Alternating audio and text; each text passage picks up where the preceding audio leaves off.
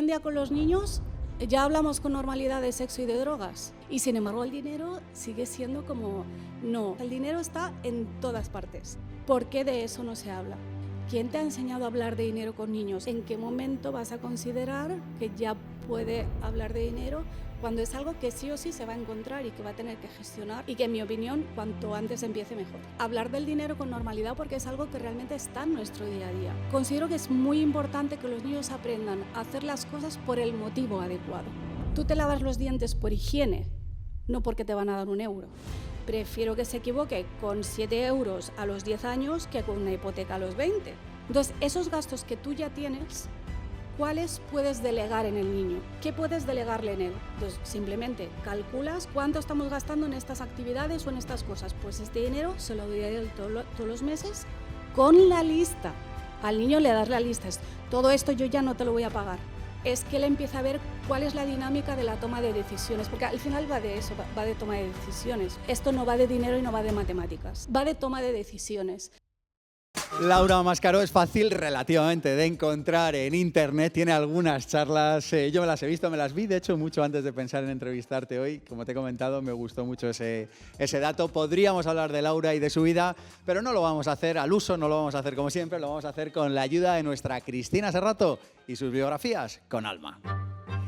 Le gusta que le llamen por su nombre, sin diminutivos y sin motes, Laura. Nació en un acantilado de Mallorca y se creó navegando sobre la mar, allí donde la vida pesa menos. Su día a día es una declaración de intenciones. Ella, un alma profundamente libre y una incansable guerrera a la que tocó ser responsable desde muy pequeña. A los 5 añitos entró en el duro proceso de una grave enfermedad que casi le lleva a la muerte. Por eso, sus primeros recuerdos de infancia comienzan a los 8 años, cuando tras estar un año entero en la cama, pudo salir de nuevo a la vida. Esta experiencia le marcó de muchas maneras. Le hizo vivir fuera del sistema, hacerse cargo de su propia realidad y aprender que hay cosas que nunca se deben delegar y que no hay nada que ceder el poder ante las cosas importantes cuando te va la vida en ello. Durante ese tiempo fue su familia quien estuvo a su lado. Su padre, Pedro, de quien heredó el sentido de humor y saber que los dones son para compartirlos. Su madre, Joana, que era un poco Mary Poppins, la fuerza de lo que hoy conocemos como la crianza respetuosa, que a ella le venía de fábrica, y que siempre hay una canción para todo, y si no la hay, pues se inventa. Soñó con ser madre, maestra y escritora. No se le ha dado mal. Educa a sus hijos en casa, da clases en colegios y universidades y ha publicado varias obras. Sus abuelos Esperanza y Damián le enseñaron que los niños nunca sobran ni molestan y que puede llegarse a ser viejo completamente enamorada de tu familia y de la pareja de toda la vida. Antonio y Antonia le mostraron el sentido de la justicia y el amor por la lectura. Cuando no tragoza, lo más probable es que la encuentres con un libro en las manos. La Biblia, junto al encanto cotidiano, son los que más veces ha leído y siempre tiene 10 o 12 empezados a la vez. Agradecida a la vida por los vaivenes, porque solo bajo presión se forma un diamante, encuentra la felicidad en la paz de espíritu o la coherencia vital y le emociona la generosidad verdadera, los niños o la mar, y cuando está a solas frente a ella, porque siente que el tiempo se para y el alma se eleva. De otra enfermedad, ya adulta, unida a su incapacidad para perdonar, llegó su conversión religiosa. De pronto se le abrieron los cielos y todo empezó a encajar. De otra enfermedad. Termina su día con una bonita rutina nocturna. Lee con su hijo pequeño, dar las gracias y orar y ponerse un podcast, porque ¿a quién no le gusta que le cuenten un cuento para dormir y después soñar? Si la vida le diera una segunda oportunidad, sería de nuevo ella, con todo, y regresaría al encuentro de lo que más ha llenado su espíritu, cerca de la esencia de la Virgen María y diciendo a Jesucristo, siguiendo el consejo de un buen amigo monje, enamórame de ti. Para que así, el día que se marche, deje tras de sí una vida ejemplar, un hogar acogedor, una gran biblioteca donde sus nietos puedan leer su biografía y recordarla como esa gran mujer que nunca perdió a su ángel de la guarda. Regresó a su esencia, dio lo mejor de sí misma desde la fe, el amor y la verdad.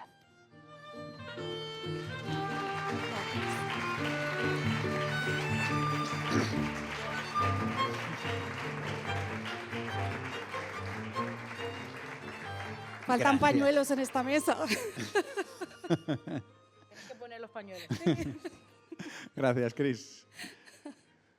Bueno, pues ahora toca hablar de dinero. Uy, ahora hay que bajar a tierra. Pero bueno, el dinero no deja de ser una forma de energía, ¿no? Claro, claro. Es una manera ¿no? Es una herramienta de la que nos provee la vida para relacionarnos con el medio y Mis para poder talleres- ser más amorosos. Mis talleres para niños empiezan diciendo el dinero no es una cosa. Esa es mi primera frase en el taller. Y acaba diciendo, ¿es energía o qué? No, lo que les explico a los que ya son un poco mayorcitos y pueden entender el concepto y ya saben un poco de lengua, les digo que el dinero no es un sustantivo, sino que es un adjetivo. Entonces, les suelo poner el ejemplo, supongo que aquí todo el mundo sabe lo que es un sustantivo y un adjetivo, no lo voy a explicar. Y entonces les explico, el objeto puede ser el mismo y en un momento determinado o en un sitio determinado puede servir como dinero y en otro no. Por ejemplo, la sal en Roma era dinero y de ahí viene la palabra salario. La sal de mi cocina es sal, es el mismo objeto, pero no es dinero. Por lo tanto, lo usamos como adjetivo, es sal dinero o sal para cocinar, pero no es un nombre, no es una cosa. Muy Sí, interesante, empezamos. muy interesante. Oye, el dinero es el último tabú. Hoy estamos hablando de libertad financiera, estamos hablando de cómo mejorar económicamente, pero claro, tú dices, oye, hay que hablar a los niños de dinero. Y yo digo, hay que hablar a los adultos de dinero. O sea, si los adultos no hablan de dinero, ¿cómo carajo vamos a hablar a los niños y a los adolescentes? También, ese es el problema que tiene la mayor parte de la gente y en tu comunidad seguramente pasará, que es gente que ya se ha dado cuenta de que es importante, de que hay que aprender, pero ¿y ahora qué hago con mis hijos? Esa es la pregunta, ¿no? Vale, ahora yo me apuntaba a tu máster, vale, voy aprendiendo, voy manejando mejor, pero ¿y con el niño? ¿Quién te ha enseñado a hablar de dinero con niños? A la mayoría de nosotros no nos hablaron de dinero cuando éramos pequeños, entonces es algo que no tenemos naturalizado. Pero no se les habla porque yo creo que a los niños se les considera como unos ciudadanos de segunda, como si fueran tontos. De hecho, la gente les habla raro. ¡Ay! Sí. Yo cuando hablan así a nuestros hijos, yo digo, yo a veces le digo, no le tomes muy en cuenta, ya mejorará. Sí, pero también porque los adultos creemos que no sabemos. Porque No, pero es un poco así. Porque hoy en día con los niños ya hablamos con normalidad de sexo y de drogas. En mi época todavía no se hablaba mucho de eso. Sigue Ahora siendo ya tu sí. época, Laura. Ahora, bueno, quiero decir, cuando yo era pequeña, quiero decir, no se hablaba con los padres tan abiertamente como yo veo ahora que se habla. Y sin embargo el dinero sigue siendo como no. En parte porque creemos que no sabemos, en parte porque dejemos a los niños ser niños para esto, porque para lo de la droga sí que les hablamos, pero dejemos a los niños que sean niños. Ya, pero es que entonces, ¿en qué momento vas a considerar que ya puede hablar de dinero cuando es algo que sí o sí se va a encontrar y que va a tener que gestionar y que, en mi opinión, cuanto antes empiece mejor? La propuesta que sería hablar de las cosas cotidianas. Yo una de las cosas que le agradezco mucho a mis padres es que me trataron siempre como un ser inteligente y un ser normal. Claro. Ya no digo excepcional, pero se hablaba de todo delante Sí. de mí. Es una cosa que he agradecido. Igual que me llevaban mucho a eventos de la vida real. ¿Sabes? Como de, pues iba al banco, pues iba, si Claro. iban a una notaría, iba, no sé, este tipo de cosas, ¿no? Y yo digo, ¿y cuál es la propuesta entonces? O sea, hablarles a los niños de que he ganado tanto y he gastado tanto, esa es la propuesta. Pregunto, ¿eh? No, yo no llego ahí, porque, a ver, cuánto ganas también es tabú entre los adultos. De esto no hablamos normalmente. Los emprendedores igual un poco más, pero en general la gente no sabe De hecho, cuando sales de entornos emprendedores te das cuenta de que hay como una niebla, ¿no? Como que ¿Verdad? impide hablar de eso, ¿verdad? Claro, claro. Entonces, claro, si tú le dices a tu hijo, pues, cuánto cobras o cuánto pagas de hipoteca o cuánto te ha costado el coche, pues los niños luego son indiscretos y no sabes qué va a decir y a quién se lo va a decir, ¿no? Pero sí hablar del dinero con normalidad porque es algo que realmente está en nuestro día a día, que lo usamos todo el tiempo, desde el momento en que te levantas por la mañana y enciendes una luz, ya, de ahí vas a pagar una factura. Entonces, el dinero está en todas partes. ¿Por qué de eso no se habla? La dificultad es cómo empiezo a hablar de eso, pero es muy fácil porque a todos los niños les interesa mucho todo lo que tenga que ver con el dinero. Porque el dinero, para el niño el dinero es como el genio de la lámpara, es lo que te consigue las cosas. Entonces, ¿cómo no les va a interesar? Claro que les interesa. ¿Qué pasa? Que si cuando el niño tiene interés tú no le hablas porque consideras que es pequeño, no va a entender, o yo no le voy a saber explicar y para decírselo mal mejor no le digo nada porque esto pasa. Entonces, para cuando tú le quieras hablar, a lo mejor ya ha perdido el interés, ha aprendido por ahí con amigos, con internet, con lo que sea. Entonces, tienes que hacer como un esfuerzo proactivo por normalizar el hablar de dinero, que no significa hablar de cuánto gano, significa que el niño sepa que la luz se paga, que el internet se paga, que a lo mejor el cole también se paga, y la comida, y que tú trabajas para tener ese dinero y tiene que saber que hay niños que no saben cómo ganan dinero sus padres, por ejemplo.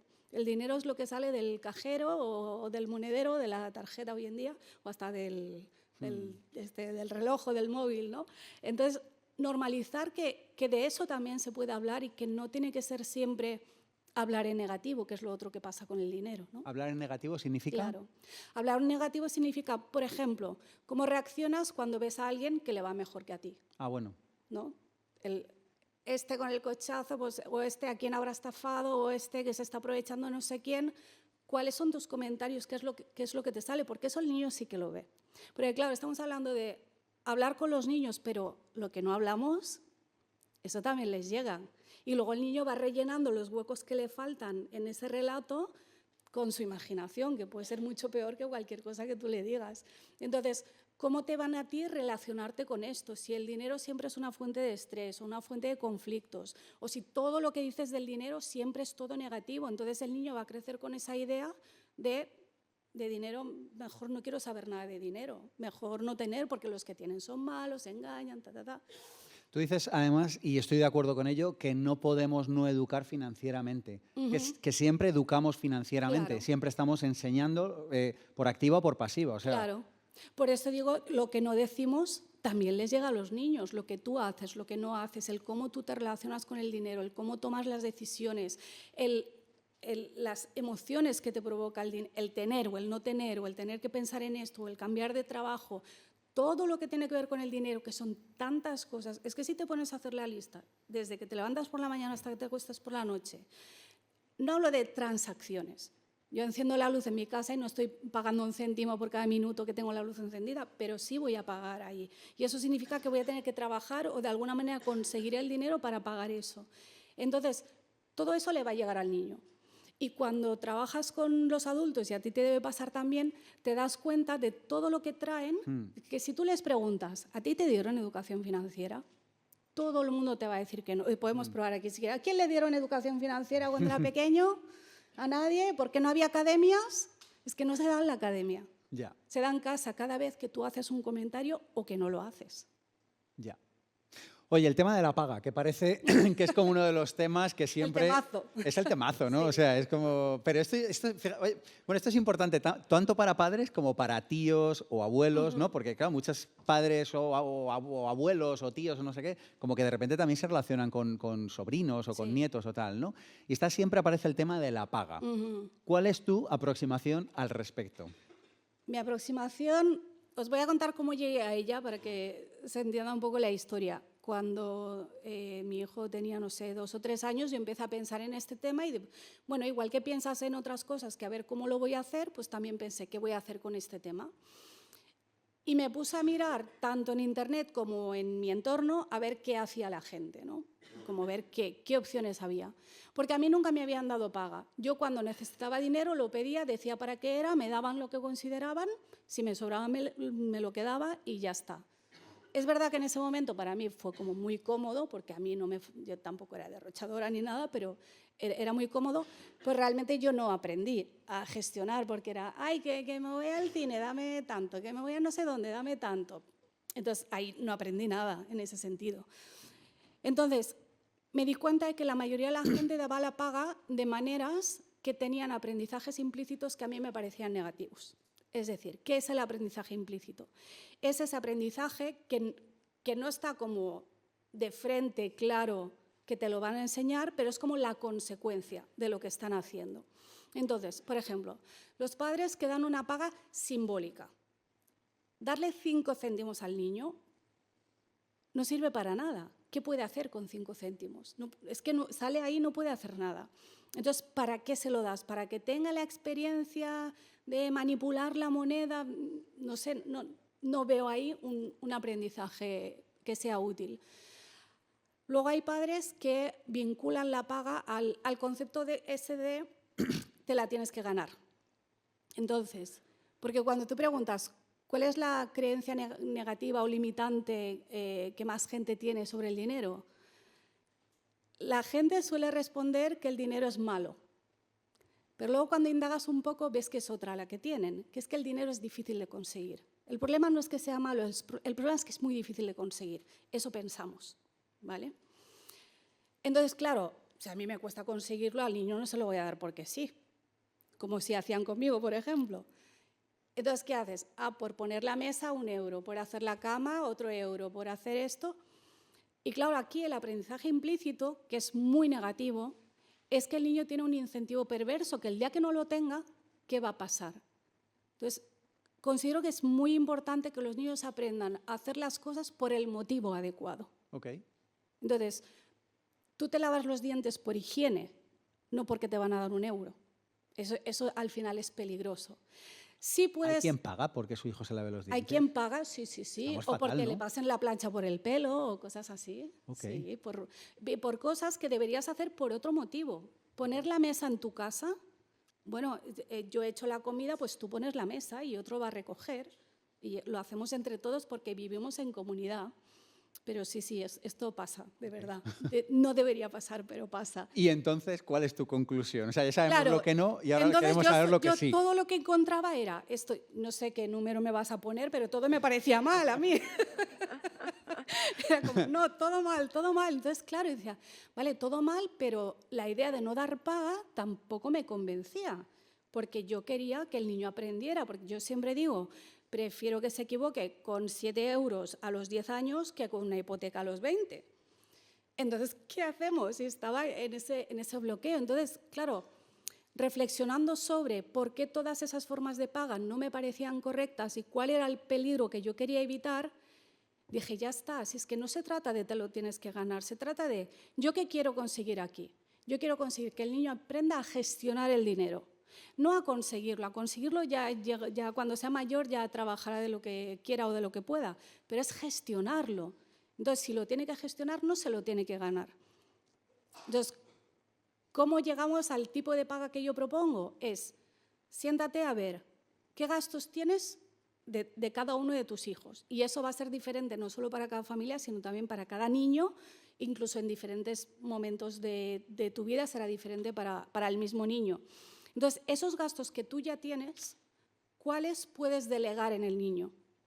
En función de, no diría tanto su edad, porque creo que las cosas de educación no van por edad, van por madurez y por interés.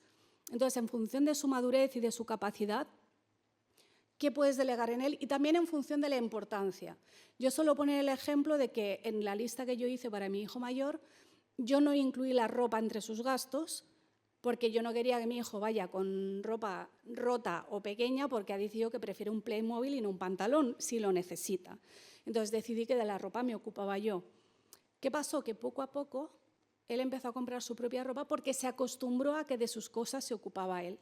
Pero yo lo que hice fue la lista de cuáles son mis gastos reales para el niño, que muchas veces no nos damos cuenta de lo que estamos gastando con los niños. Entonces te sientas y ves, pues, por ejemplo, yo con el mayor iba mucho al cine, ahora con el pequeño no vamos nunca al cine, entonces ahí hay una diferencia. O si comes mucho fuera o comes poco fuera, o si tienes cualquier tipo de afición, por ejemplo. Entonces, ¿qué puedes delegarle en él? Entonces, simplemente calculas cuánto estamos gastando en estas actividades o en estas cosas. Pues este dinero se lo doy a él todos los meses con la lista. Al niño le das la lista.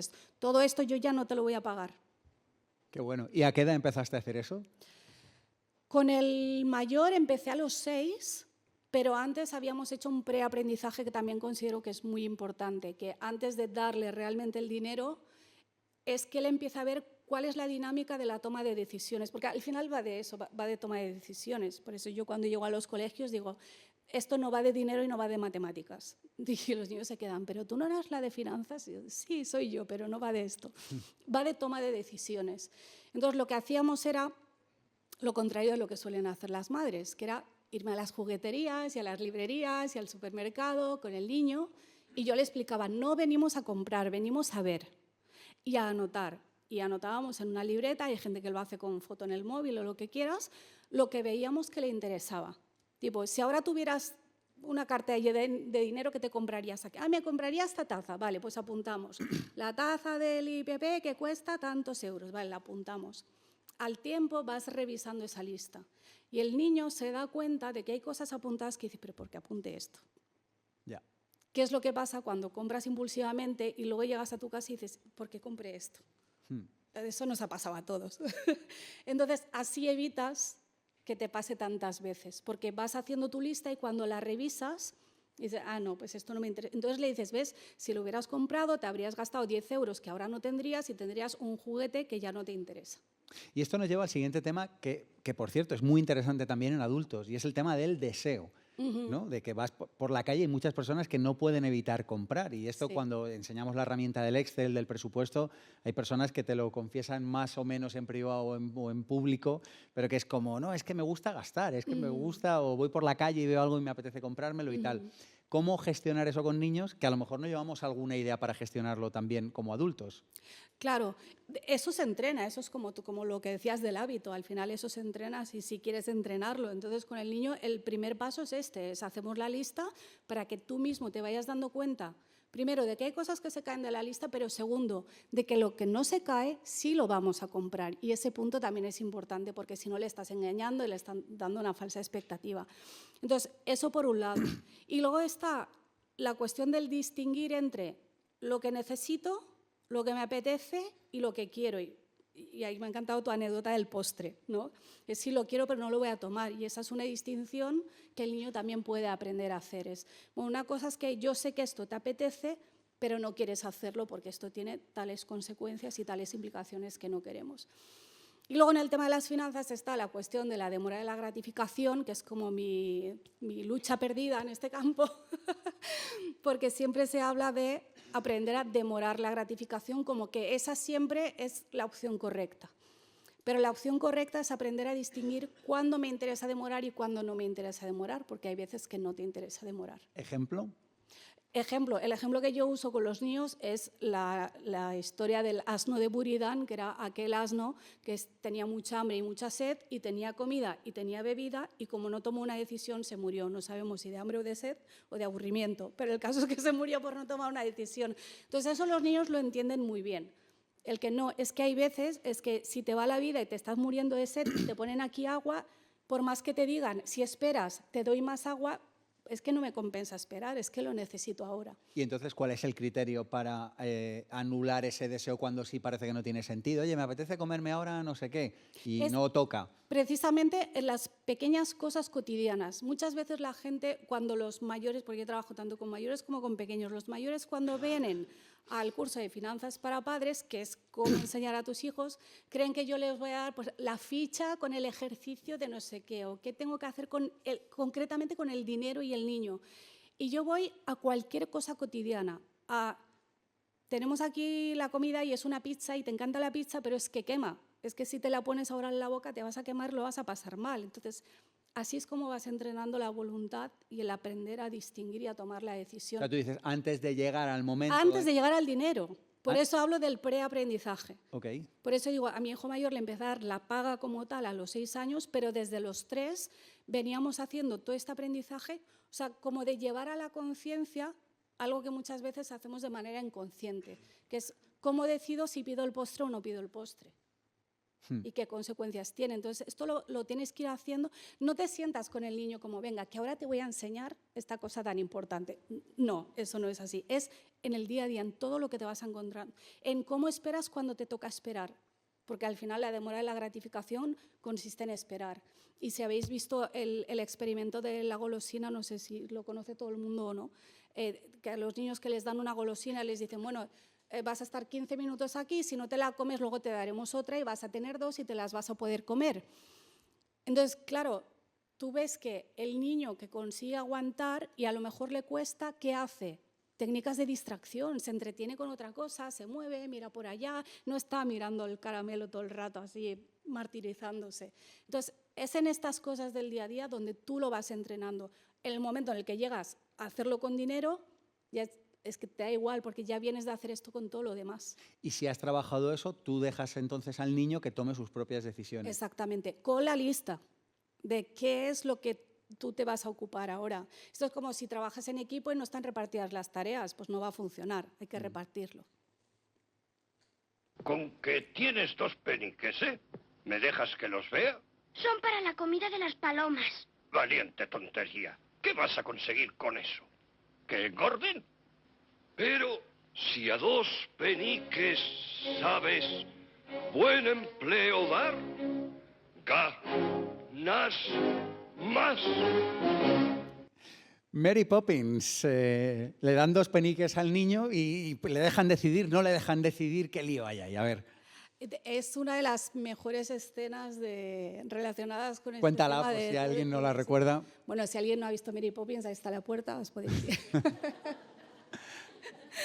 No, el caso es que el padre trabaja en un banco y lleva a los niños a ver el banco y le dan 2 peniques. Entonces, de camino al banco, ve a una señora que vende pan para las palomas.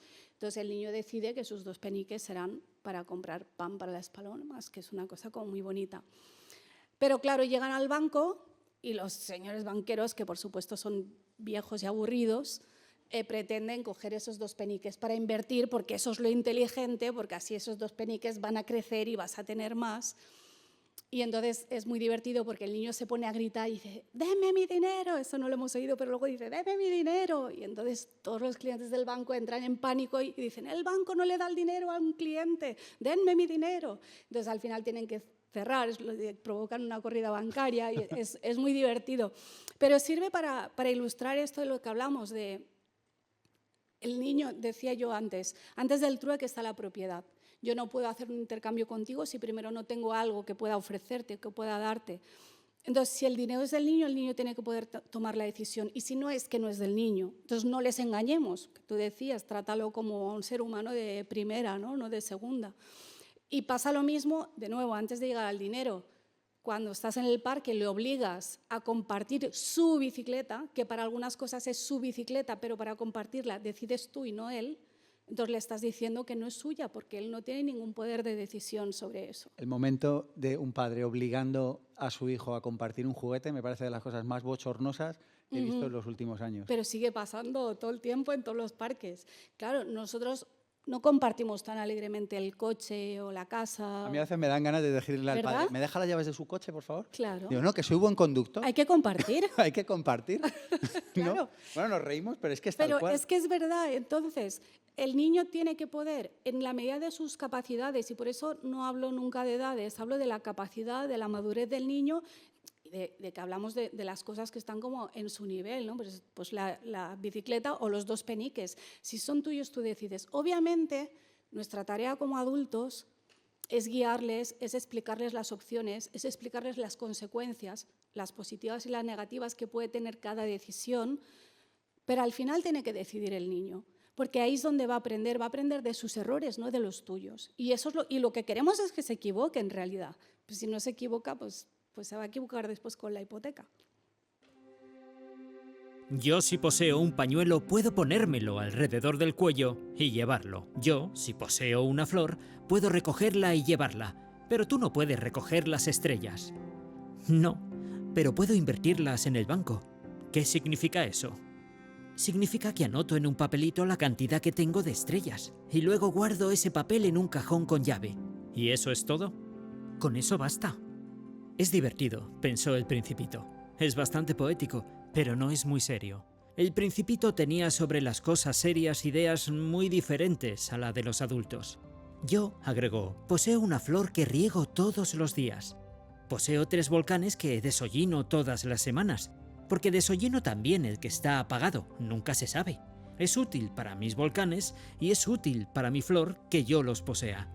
Pero tú no eres útil para las estrellas.